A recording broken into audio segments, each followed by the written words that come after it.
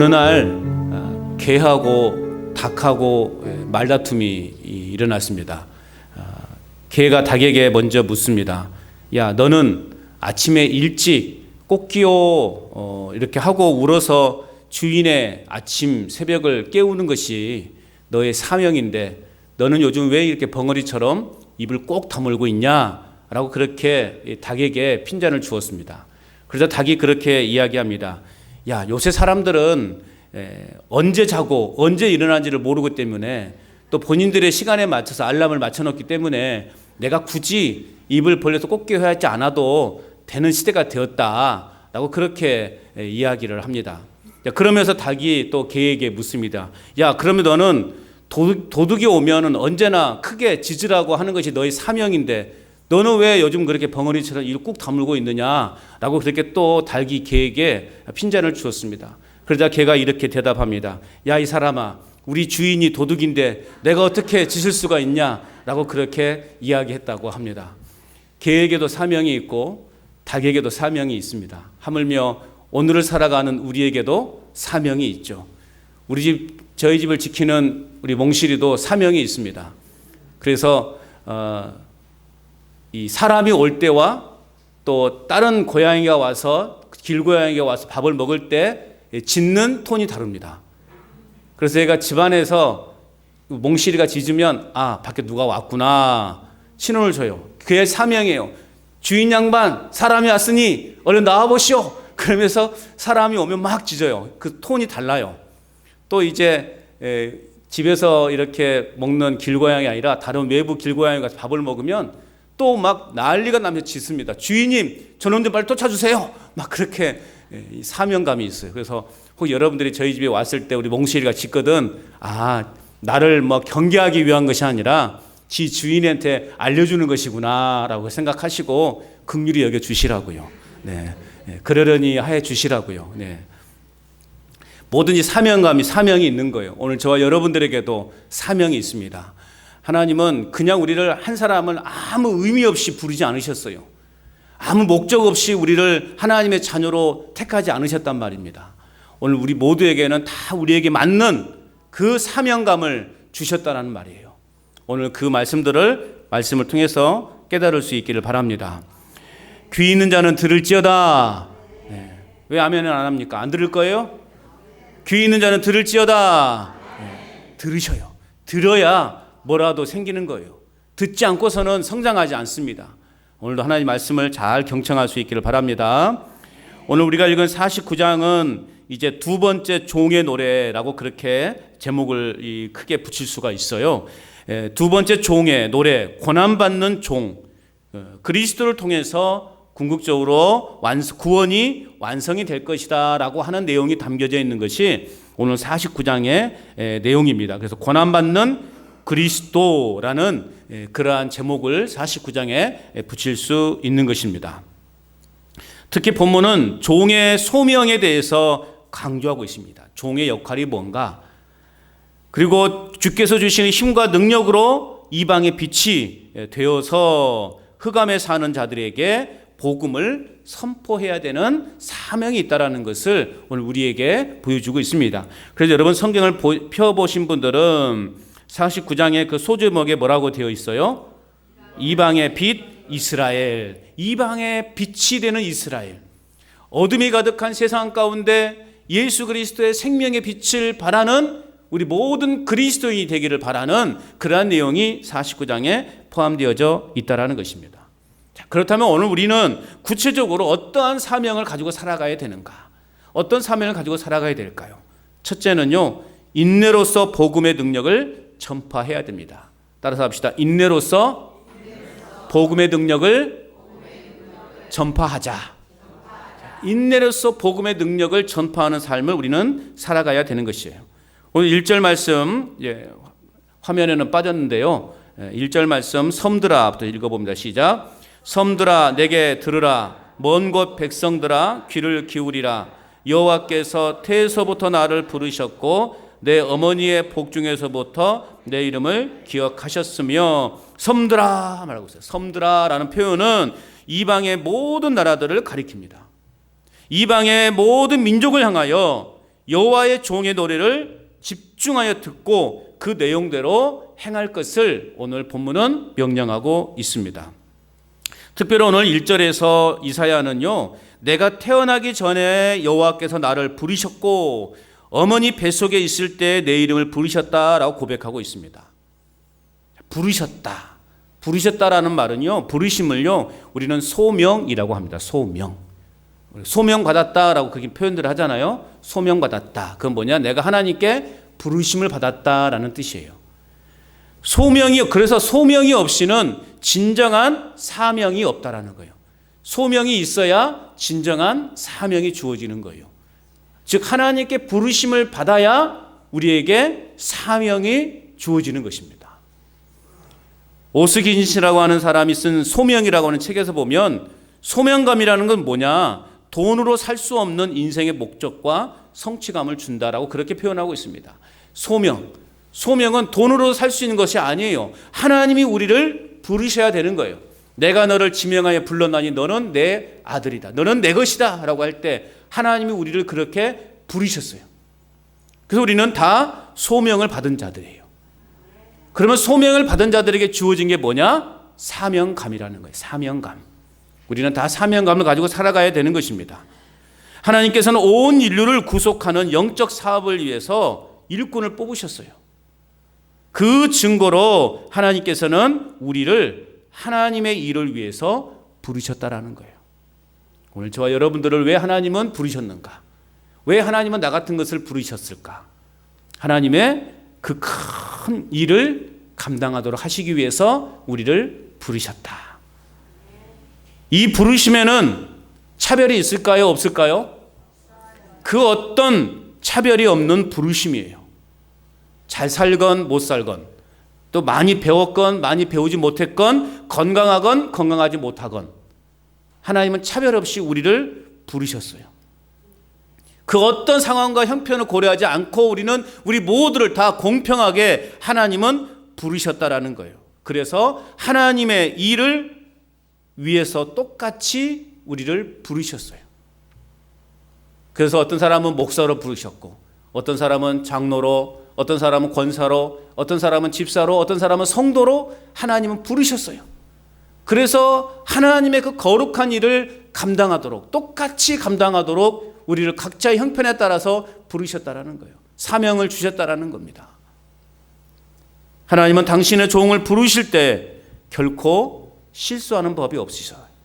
오늘 저와 여러분들을 하나님 부르셨는데 생각할 때 하나님 나를 부르신 건 하나님의 실수입니다. 그렇게 고백하신 분 계셔요? 하나님 저 사람을 부른 건 하나님이 실수한 거예요. 그렇게 말하는 사람은 진짜 나쁜 사람입니다. 하나님의 부르심에는 실수가 없으십니다. 믿으십니까? 그러니 하나님의 부르심에 우리는 그냥 인정하고 순종하면 되는 거예요. 상황이 어떻고 형편이 어떻고 건강이 어떻고 그건 핑계에 불과한 거예요. 하나님 우리를 다 똑같이 부르셨어요. 그리고 하나님과 똑같은 일을 감당하도록 우리를 부르신 거예요. 아멘 했어요. 내가 건강하지 않아도 내가 건강이 중요한 게 아니라고요. 하나님 우리를 똑같이 부르셔서 우리에게 하나님의 거룩한 일을 감당하도록 사명을 주셨어요.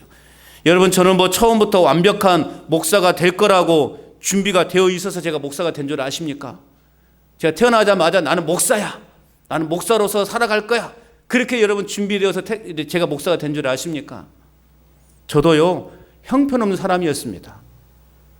그런데 그냥 주님께서 이끄시는 대로 따라왔더니 그냥 주님이 끌고 가는 대로 그냥 나 잡아가시오 하고 따라왔더니 제가 지금 여러분 앞에 목사로 서 있다니까요. 저는 제가 하는 게 뭐예요? 저는 그저 순종하는 것밖에 없었어요. 신학교에 이제 늦지막하게 오신 그 목사님들의 이야기를 들어보면요. 그분들 한결같은 말이 그래요. 20대 때 하나님이 나를 부르셨다고. 그런데 그때는 정말 나는 지금 내가 먹고 사는 일에 너무 바빠가지고 이 일이 중요할 거라고 여겨서 그냥 이 일에 집중하고 살았다라는 거예요. 하나님이 부르셨는데도 그냥 그것을 다 거부하고 듣지 않고 그냥 내가 열심히 먹고 사는 일에 온전히 내가 쏟고 살아왔다라는 거예요. 그랬더니 어느 날 집안이 폭삭 망해버리고 또 내 건강이 상하고, 그때서야 이제 비로소 그때 내가 하나님 앞에 순종하지 못했구나, 그때 내가 주님 앞에 순종해서 주의 길을 갈 걸 후회하면서 늦음하기 신학교에 와서 이제 목사가 되신 분들이 참 많습니다. 하나님의 부르심에 그저 순종하며 나아가는 것. 저도 제가 늘상 말씀을 드리지만 저희 집안에서 목사가 나온다는 것은요, 이건 기적 중에 기적이라니까요.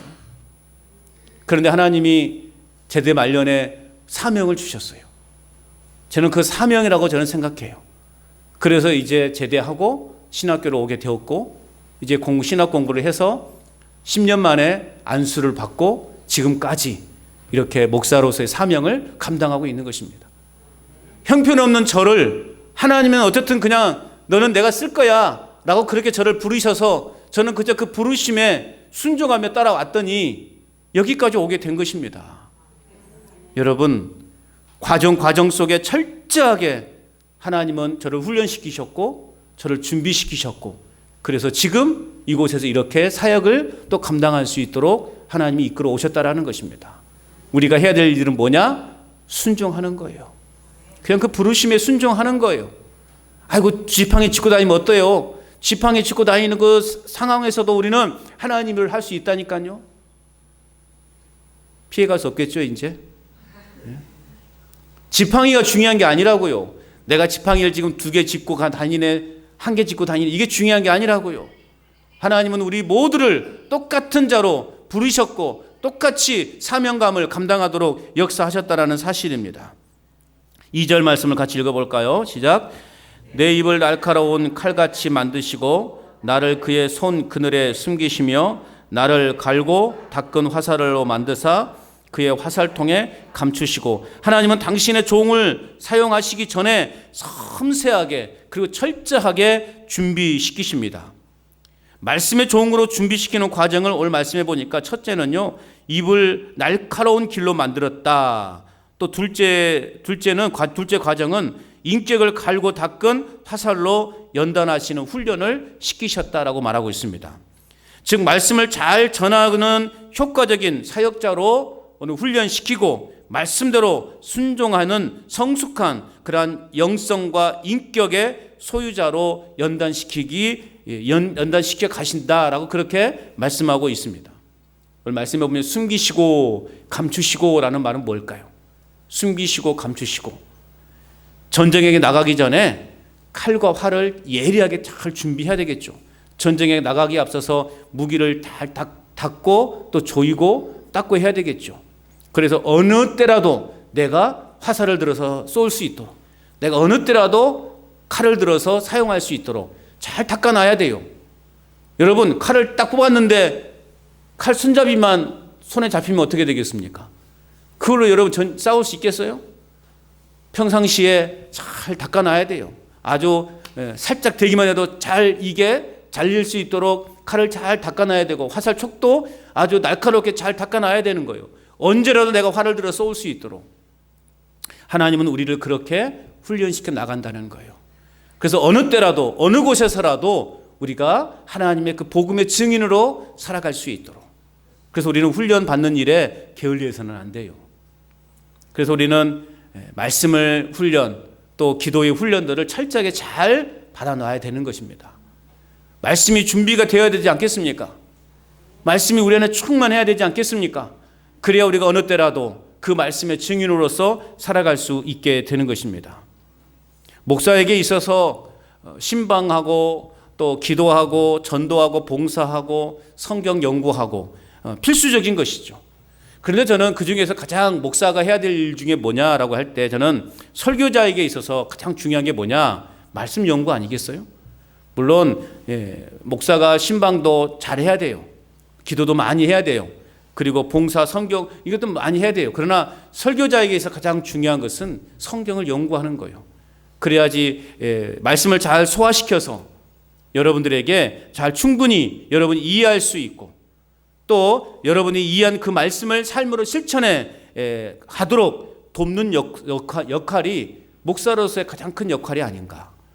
그래서 저는 여러분들에게 조금이라도 좀 설교를 좀 쉽게 해보려고 노력을 하는데, 뭐 이해는 되신가요? 어렵지 않으시죠? 예. 제가 아는 게 여기밖에 없으니까 더 이상 어렵게 할 수가 없어요, 저도. 그래서 제가 아는 만큼 아무튼 잘 풀어서 여러분에게 쉽게 이해할 수 있도록. 근데 중요한 건 뭐냐? 그 받은, 이해한 그 말씀이 삶으로 살아내야 되는 게 중요한 거예요. 그냥 말씀만 듣기만 하면 뭐합니까? 삶으로 살아내지 않으면 아무 의미가 없는 걸요. 병원에서 치료를 하는 의사가 착하고 또 인품도 성품도 참 좋은 의사가 있어요. 근데 그 의사에게 단점이 하나 있는데 뭐냐? 그 의사는요, 수술을 못해요. 그럼 여러분 그 의사를 찾아가겠습니까? 그 의사 찾아가겠어요? 여러분 의사를 정할 때 뭘 보고 정합니까? 참 얼굴 잘생기고 인품 좋고 성품 좋은 그거 보고 여러분 의사를 정합니까? 여러분들이 앞으로 뭐 예를 들어 큰 수술을 하게 된다 라고 그러면 여러분 그 의사를 어떻게 정할 거냐고요. 아, 저 사람 참 인품 좋아, 성품 참 좋아, 그래 저 사람한테 맡기자. 근데 수술을 못하는 사람이야. 그럼 어떻게 되겠어요? 죽는 거죠. 항상 우리가 어떤 뭐 예를 들어서 서울의 큰 병원에 어떤 이제 수술을 하기 위해서 가게 된다 그러면 우리는 그걸 먼저 봐야죠. 그 의사가 이 분야에서 수술을 얼마나 했느냐, 몇 차례 진짜 경험이 있느냐, 이걸 중요하게 보는 거 아니겠어요? 예전에 저희 어머니가요, 이제 가슴이 안 좋아서 폐 사진을 찍었거든요. 그런데 의사가 젊은 의사예요, 젊은 의사. 의사가 이렇게 MRI를 찍었는데요, 이렇게 보더니 폐암 말기라고 그러더라고요. 폐가 하얀 게 있어요. 하얀 게 보이는데 이게 양쪽으로 퍼져가면 이건 말기래요. 그래가지고 이제 그때부터 막 항암 치료 1차를 해야 되고 몇 번 해야 되고 안 되면 2차 또 몇 번 해야 되고 3차 막 그 이야기를 하는 거예요. 아들로서 얼마나 막 화가 나게 막 주먹이 불끈불끈 쥐어지더라고요. 그래서 이제 형님한테 전화를 해서 서울에 한번 큰 병원으로 가십시다. 그래서 다시 한번 검사합시다. 그래가지고 그 검사 받았던 걸 그대로 가지고 서울에 이제 삼성의료원에 갔죠. 삼성의료원 담당 의사가 딱 보더니 하는 말이 결핵이구만 그러는 거예요. 결핵이구만. 여기 의사는 뭐라고 했습니까? 폐암 말기라고 그랬어요. 그때 그냥 항암 치료했으면 그때 돌아가셨을 거예요. 그런데 서울에 가보니까요, 딱 그 똑같은 거거든요. 그냥 그대로 검사도 안 했어요.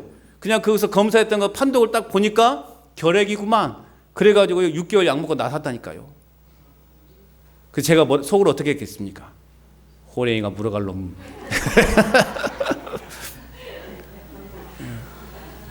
진짜 쫓아가가지고 멱살 한번 잡고 싶었어요. 쫓아가가지고.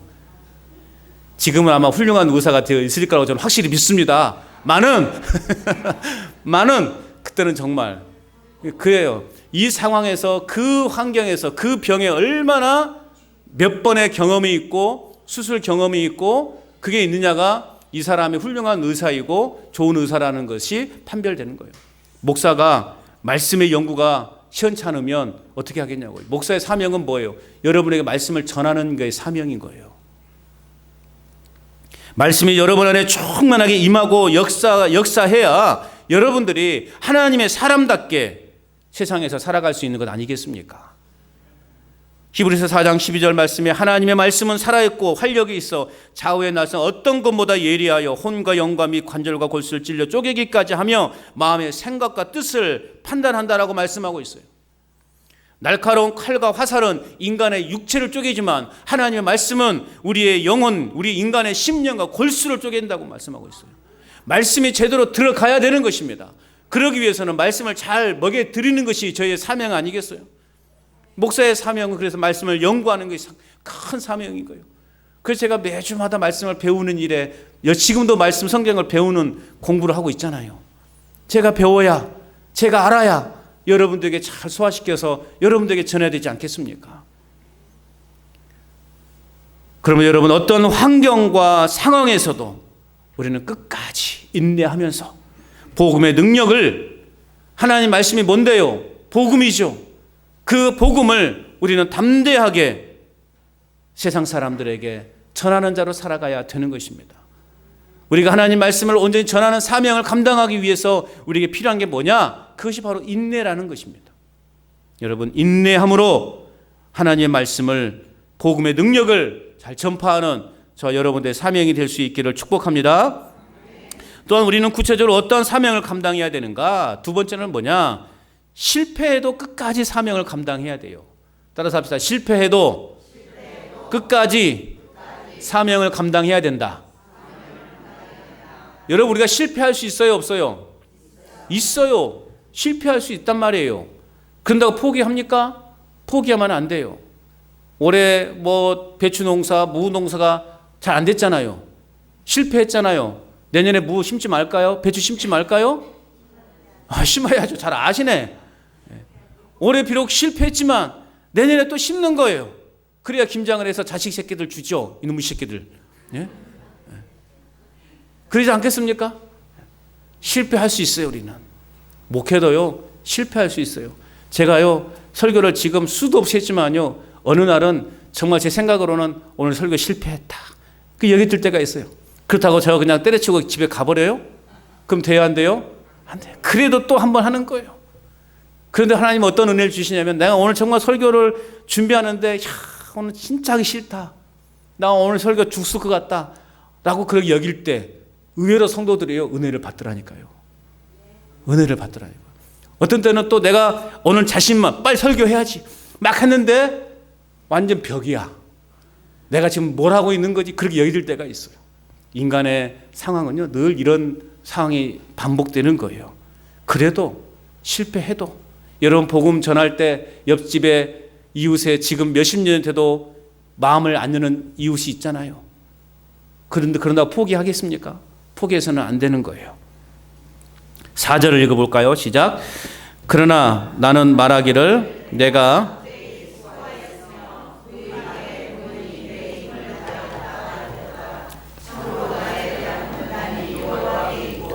나의 보응이 나의 하나님께 있느니라. 아멘. 자, 우리가 주께서 주신 사명을 감당해 나감에 있어서요, 비록 아무런 결실을 거두지 못해서 탄식할지라도 우리는 뭐 하지 말아야 되는 건가? 절망하지 말아야 돼요.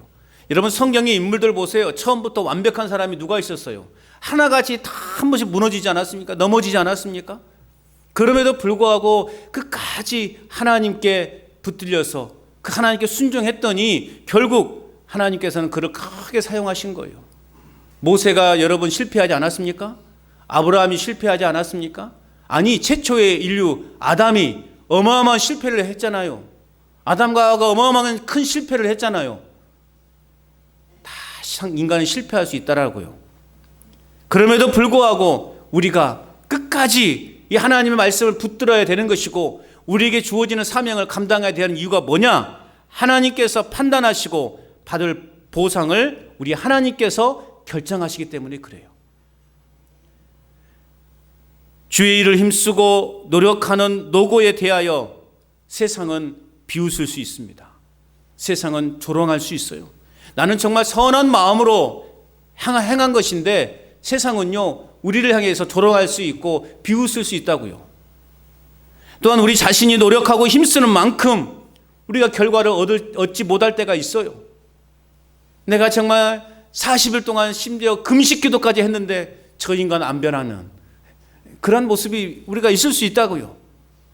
그럼에도 복음의 능력만큼은 우리가 포기하지 않는 삶을 살아가야 할 줄로 믿습니다. 나의 보응은 나의 하나님께 있다. 오늘 4절에서 말씀하고 있어요. 나의 보응은 하나님께 있다. 즉 내가 받을 보상을 누가 결정하신다는 거예요?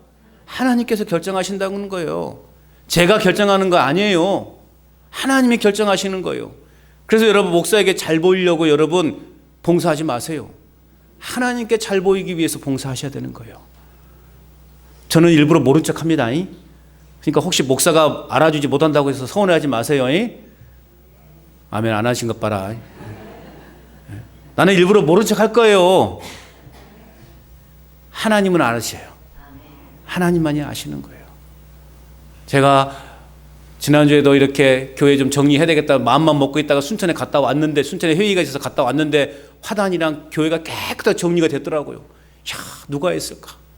지난번에 감잎이 막 바닥에 떨어져 있어서 내가 아침에 저걸 쓸었어야 되는데 안 쓸고 읍에 회의가 있어서 또 갔다 왔더니 마당이 깨끗하게 감잎이 다 쓰러져 있더라고요. 야, 저는 몰라요, 누가 했는지. 그러나 하나님이 아시는 줄로 믿습니다. 하나님께서 그에게 복 주실 줄로 믿습니다. 누가 보든 안 보든 하나님은 우리의 그 노력한 만큼의 대가를 분명하게 지불해 주시는 분이에요. 우리의 헌신과 사역에 상응하는 물질적 대가가 아니라 우리의 사명을 인정받는 그것이 더 중요한 거예요. 물질의 보상이 아니라 하나님께서 내 사명을 인정하고 계시구나. 그것이 여러분 우리에게 진정한 축복이며 믿으시기 바랍니다.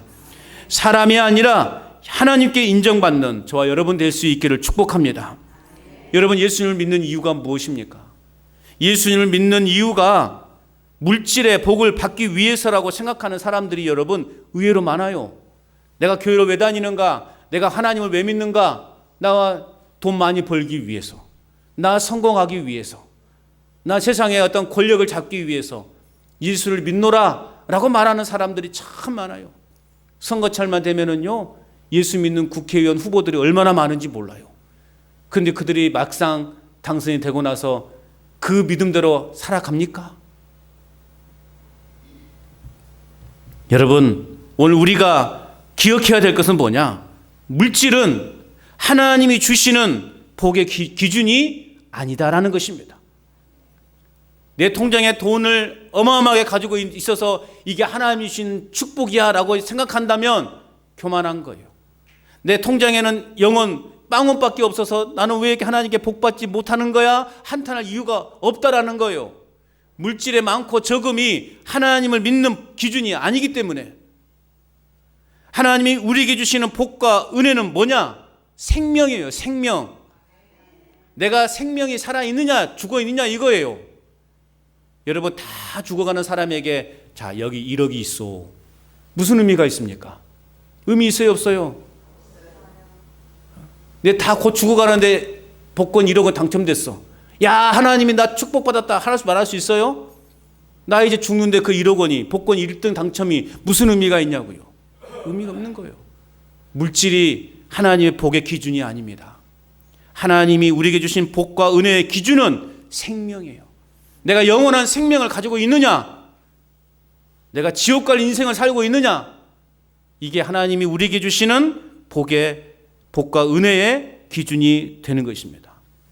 그럼에도 불구하고 대부분의 성도들이 이 사실을 알고 있어요. 여러분, 모르는 거 아니잖아요. 알고 있잖아요. 모르고 있었어요? 알고 있었잖아요. 천국 가는 게 가장 큰 축복이라는 거 다 알고 있잖아요. 그런데 현실은 물질을 주인으로 삼아서 물질의 종처럼 살아가는 자칭 성도들이 많이 있다라는 거예요. 나는 뭐니 해도 머니가 최고야. 뭐니 해도 나는 머니가 최고야. 아니, 다 하나님 알지. 내가 하나님 잘 믿으면 천국 간다는 건 내가 알지. 그래도 우리가 이 땅에 살아갈 동안 돈이 최고 아니냐. 그래서 한 푼 더 벌어보려고 그냥. 어제 이제 제가 사촌 딸 결혼식이 있어서 인천에 갔다 오는데 누님과 함께 이제 예식장을 가는데 누님이 야 저기 봐라 그러는 거 저한테. 뭐해 왔더니 거기가 경마장이에요. 경마장. 그 경마장은 저도 몰랐는데 주말에만 열린다더만요.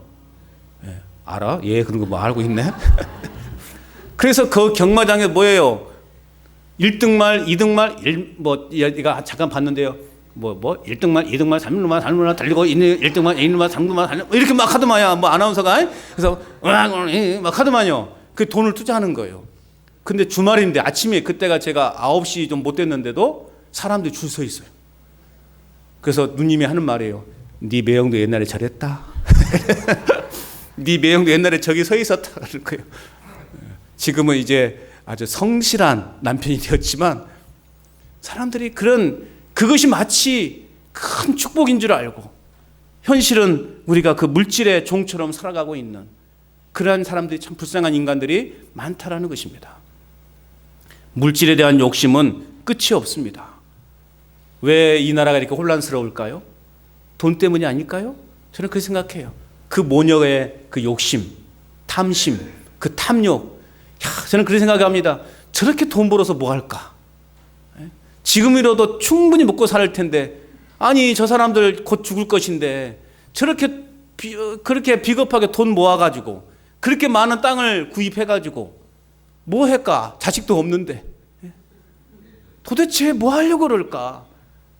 저는 그런 안타까움이 들어요. 불쌍한 생각이 들어요. 저것 때문에 그 돈 몇 푼 더 한 푼 더 얻어보려고 저렇게 사람들로부터 문매를 당하고 저렇게 해서 세상에 떵떵거리며 살아간들 행복이라는 거 느낄 수 있을까요? 날마다 저렇게 불안한 삶을 살아야 되는데 피를 말릴걸요. 지금 아마 표현은 안 하지만 그런 생각을 해봅니다. 여러분, 물질이 우리 인생의 행복을 좌우할 수 없어요. 하나님이 우리에게 주시는 복과 은혜는 영생을 가졌느냐, 영생을 갖지 못했느냐, 한마디로 말하면 천국 가냐 지옥 가냐, 여기에 달려 있다라는 것입니다. 하나님의 백성이라고 하면서도, 그리고 하나님께 부르심을 받은 사람이라고 하면서도 욕심의 그릇을 비우지 못하고 하나님의 백성됨의 귀한 은혜를 감사하지 못한다면 우리는 진정으로 하나님의 자녀라고 말할 수 없습니다. 우리 안에 있는 욕심의 그릇 다 비우시기 바랍니다. 그리고 그 안에 뭘로 채워야 돼요? 말씀으로 채우셔야 돼요. 말씀으로 채워만이 우리가 건강한 삶을 살아갈 수 있게 되는 거예요. 여러분, 우리의 사역에 대한 판단은 오직 하나님께 달려있음을 믿으시기 바랍니다. 그리고 비록 많은 것을 우리 손에 쥐고 있지 못한다 할지라도 주신 사명을 끝까지 잘 감당하고, 비록 실패할지라도 끝까지 그 복음의 능력을 포기하지 않는 그런 믿음의 삶을 살아갈 때 하나님께 인정받는 그런 삶을 살아가게 될 줄로 믿습니다. 끝으로 우리는 구체적으로 어떠한 사명을 감당해야 되는가? 세 번째는요, 말씀으로 생명의 자리로 인도해야 됩니다. 따라서 합시다. 말씀으로 생명의 자리로 인도해야 합니다. 말씀을 가지고 영혼들을 생명의 자리로 인도해야 돼요. 5절 말씀을 읽어볼까요? 5절 시작. 이제 여호와께서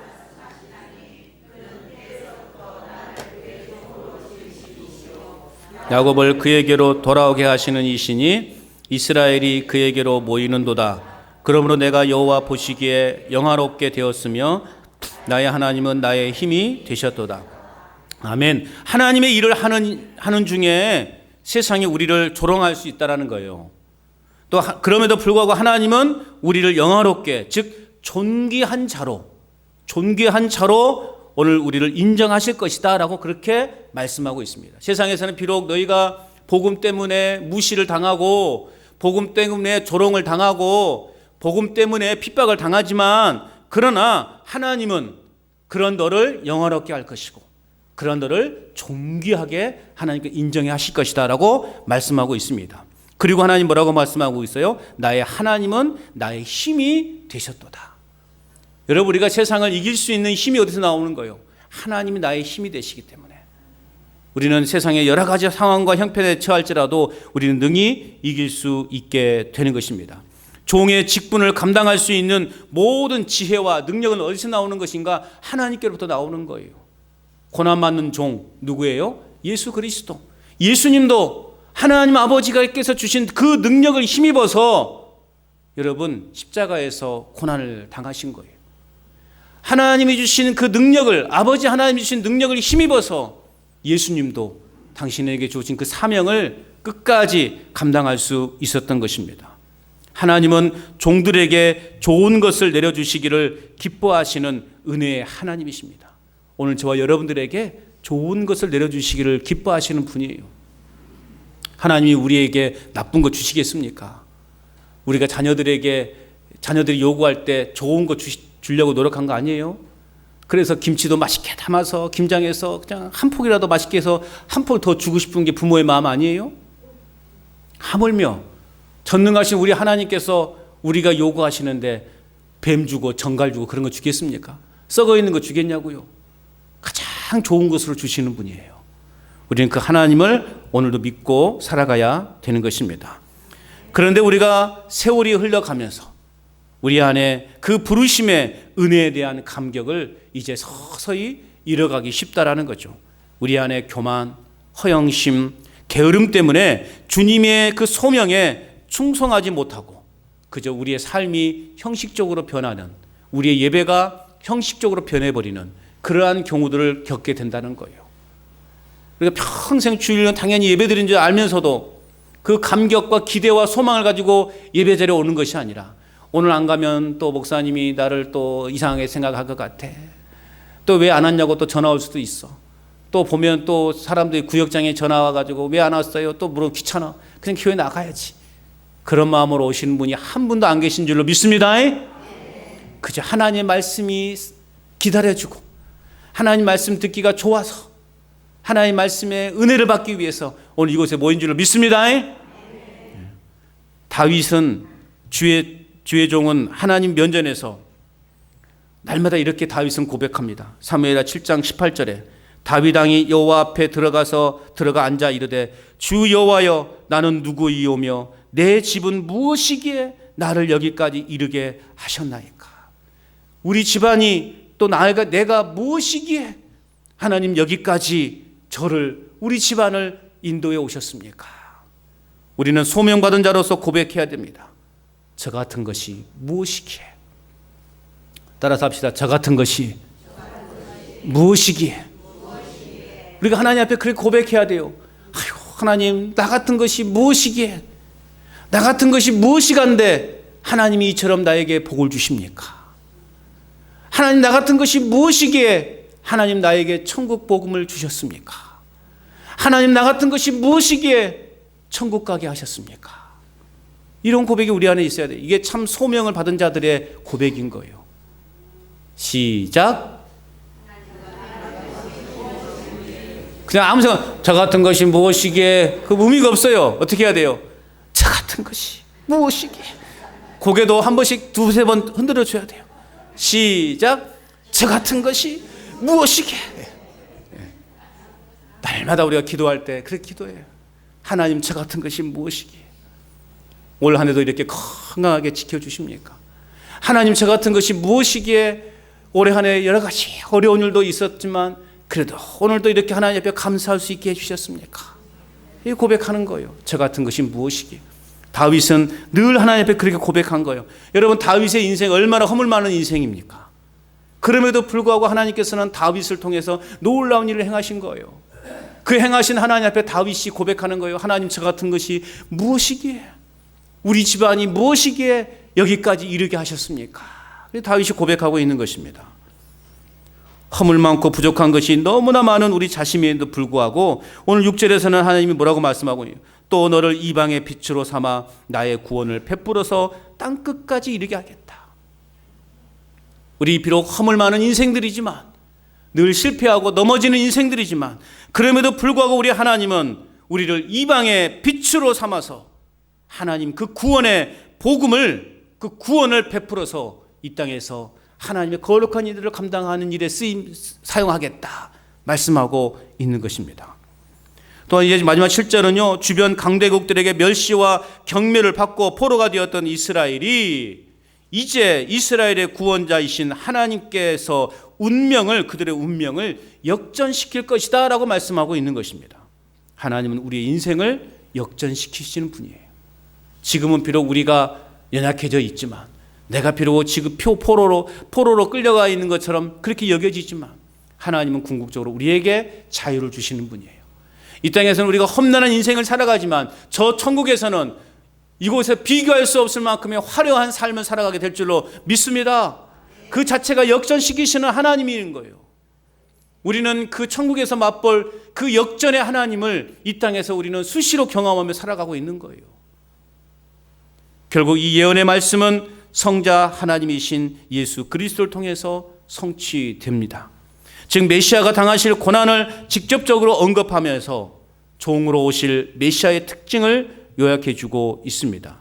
자, 종으로 오실 메시아의 특징은 이제 나중에 53장에 가면 이제 우리가 또 자세하게 살펴볼 수 있습니다. 아마 사순절 기간이나 고난주간 동에 아마 이사 53장을 통해서 우리는 고난받으신 종에 대해서, 고난받게 될 예수 그리스도에 대해서 우리가 함께 또 말씀을 나눌 기회가 있을 것입니다. 여하튼 하나님은 인간의 죄악으로 인하여 단절되었던 관계를 다시 회복하시기 위한 도구로 누구를 세우셨냐? 예수 그리스도를 세우셨다는 거예요. 종을, 고난받는 종을 택하셔서 세우셔서 오늘 우리에게 하나님과 단절되어야 되는 관계를 회복시켜 주셨다는 것입니다. 예수님은 하나님 나라의 복음을 선포하심으로 회개하고 하나님과의 관계를 회복하도록 하는데 온전한 노력을 기울였다라는 것입니다. 그러므로 그리스도의 고난받으심은 하나님과 원수된 우리 모든 인간들을 구원에 동참시키시려 하시는 그 하나님의 사랑의 완성품이다 라고 그렇게 말할 수 있습니다. 예수님의 고난받으심은 하나님 아버지의 그 사랑의 완성품, 완전함이라고 말할 수 있습니다. 그보다 더한 여러분 사랑이 어디 있냐고요. 내 목숨을 대신 내놓는 그 사랑보다 더한 사랑을 여러분 어디서 찾을 수 있겠냐고요. 그러나 하나님은 친히 아들을 내어주심으로 내가 너희를 사랑한다 라고 하는 그 사랑의 완전함을 보여주셨다라는 것입니다. 이런 하나님의 사랑의 놀라운 비밀이 담겨있는 말씀이 땅끝까지 이르게 하여서 모든 사람들이 생명의 길로, 생명의 자리로 나올 수 있도록 인도하는 그 사명을 오늘 저와 여러분들은 감당해야 된다는 것입니다. 환경이 중요한 게 아니에요. 형편이 중요한 것이 아니라고 말씀드렸어요. 많이 배우고 못 배우고가 중요한 것이 아니라고 말씀을 드렸어요. 내가 성경을 많이 알고 성경을 잘 모르고 그게 중요한 것이 아니라고 말씀드렸어요. 내가 교회 생활을, 신앙생활을 오랫동안 했고 나 이제 초보야, 그게 중요한 게 아니라고 말씀드렸어요. 우리는 어떤 상황에서든 모든 사람들이 생명의 자리로 나올 수 있도록 우리는 주어진 사명을 감당해야 됩니다. 인내로서 복음을 전파하는 사명, 실패해도 끝까지 그 사명을 감당해야 되고 말씀으로 생명의 자리로 인도하는 그 사명을 잘 감당하는 저와 여러분 되어야 할 줄로 믿습니다. 하나님의 거룩한 명령에 순종하여 예루살렘과 온 유대와 사마리아와 땅끝까지 나아가서 그리스도의 증인된 삶을 살아가는 저와 여러분 될 수 있기를 바랍니다. 이방의 빛이 되어 아직도 흑암 중에 살아가고 있는 우리 주변의 많은 사람들에게 하나님 말씀을 선포하는 이 사명을 주님 오실 때까지 잘 감당하는, 그래서 하나님께로부터 인정받는, 여러분의 사명이 인정받는 하나님의 축복의 사람들로 살아가시기를 주님의 이름으로 축원합니다.